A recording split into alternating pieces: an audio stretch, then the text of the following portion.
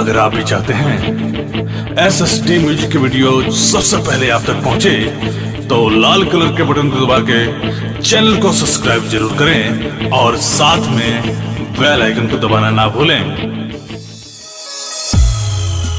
मन करे कटली गलिया हो, बड़ा निकल गई चलिया हो। मन करे कटली गलिया हो, presented by SSD Music. बड़ा निकल गई चलिया हो।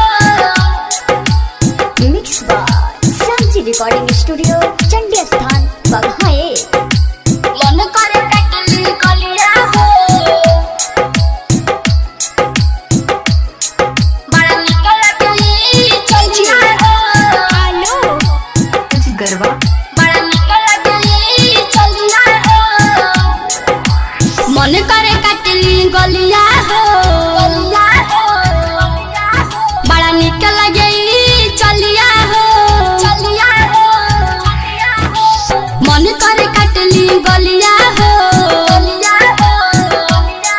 बड़ा निकल गई चलिया हो। खाली देखत रहिले तोहके,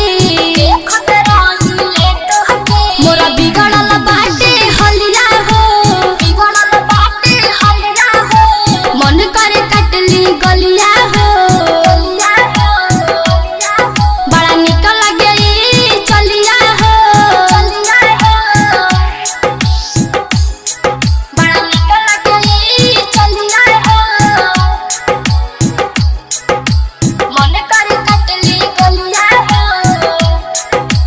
डीजे हेलो मन करे कटली गलिया हो।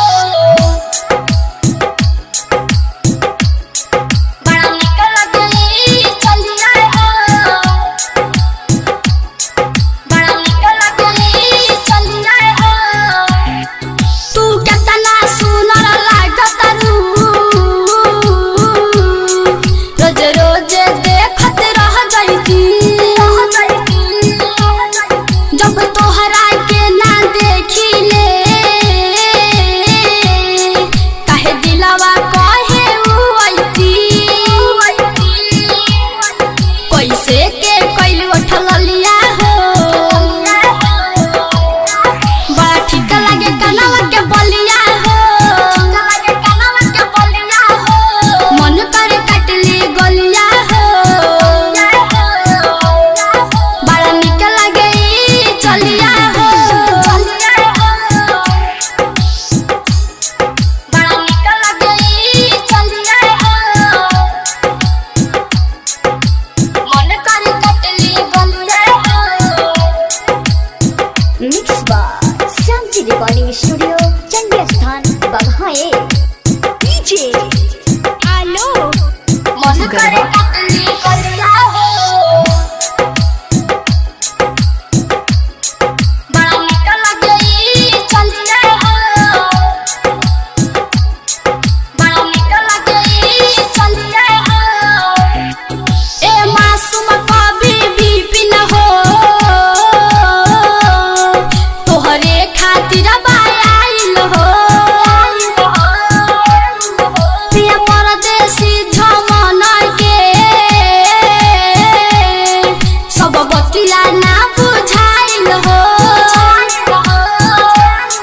लो पूछेला सवलिया हो, काहे भइल ऐसन हलिया हो। खाली देखत रहिले तोहके, मोरा बिगड़ल बाटे हलिया हो। Mixed by Samji Recording Studio, Chandi स्थान बघाए।